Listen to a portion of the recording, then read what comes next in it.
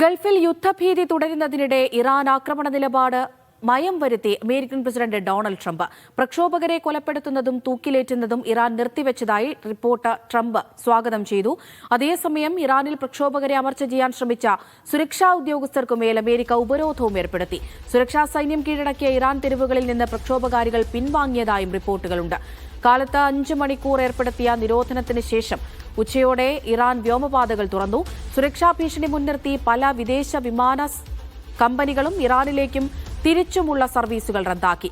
ഇറാനിൽ നിന്ന് പൌരന്മാരെ ഒഴിപ്പിക്കുന്ന നടപടി ഇന്ത്യ ഉൾപ്പെടെ വിവിധ രാജ്യങ്ങൾ തുടരുകയാണ്.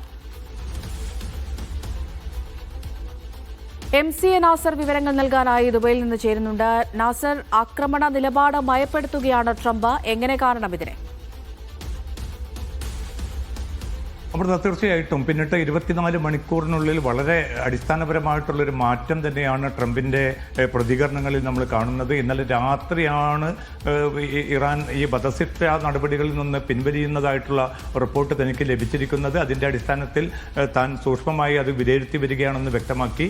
ഇന്ന് വൈകിട്ട് നടത്തിയ പ്രതികരണത്തിൽ ഇറാൻ പൂർണ്ണമായിട്ടും വധശിക്ഷ നടപടികൾ, പ്രക്ഷോഭകാരികളെ വധശിക്ഷയ്ക്ക് വിധേയമാക്കുന്നതും അവരെ നിഷ്ഠുരമായിട്ട് കൊന്നൊടുക്കുന്നതുമായ എല്ലാ നടപടികളും നിർത്തിവെച്ചതായിട്ട് തനിക്ക് ബോധ്യപ്പെട്ടിരിക്കുന്നു. എന്തായാലും ഇത് നല്ല കാര്യമാണ് എന്ന് വ്യക്തമാക്കുകയുണ്ടായി. പക്ഷെ അതേസമയം ആക്രമണം നിർത്തിവെച്ചതായോ ആക്രമണം ഉണ്ടാകില്ലെന്നോ ഉള്ള യാതൊരു വ്യക്തതയും ട്രംപ് വരുത്തിയിട്ടില്ല.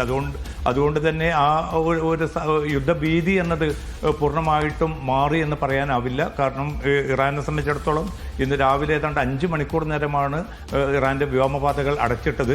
അതോടൊപ്പം തന്നെ ഇസ്രായേലിലും വലിയ ജാഗ്രതാ നിർദ്ദേശം പുറപ്പെടുവിച്ചിരുന്നു. അവിടെയുള്ള ഇന്ത്യക്കാർ ഉൾപ്പെടെയുള്ളവരോട് പരമാവധി ജാഗ്രത പുലർത്താനുള്ള നിർദ്ദേശം ഇന്ത്യ ഉൾപ്പെടെയുള്ള രാജ്യങ്ങളും നൽകിയിട്ടുണ്ട്. അപ്പോൾ ഇസ്രായേലിലും ഇറാനിലും ഏറെക്കുറെ ഈ ഒരു യുദ്ധഭീതി നിലനിൽക്കുന്ന ഒരു സാഹചര്യം തന്നെയുണ്ട്. പക്ഷേ മേഖലയിൽ പൊതുവായിട്ട് ഒരു പൊടുന്നനെയുള്ള ഒരു ആക്രമണം ഇറാന് നേർക്ക് അമേരിക്ക നടത്താൻ സാധ്യതയില്ല എന്ന ഒരു വിലയിരുത്തലിലേക്കാണ് ഇപ്പോൾ എത്തിയിരിക്കുന്നത്. പക്ഷേ ഔദ്യോഗികമായിട്ടുള്ള ഒരു പ്രതികരണം ഇനി ട്രംപിൻ്റെ ഭാഗത്തു നിന്നുണ്ടായെങ്കിൽ മാത്രമേ ഇക്കാര്യത്തിൽ കൂടുതൽ വ്യക്തത വരികയുള്ളൂ. US സെനറ്റർ ലിൻസി ഗ്രാമിൻ്റെ ഒരു പ്രതികരണം അല്പം മുമ്പ് വന്നിട്ടുണ്ട്.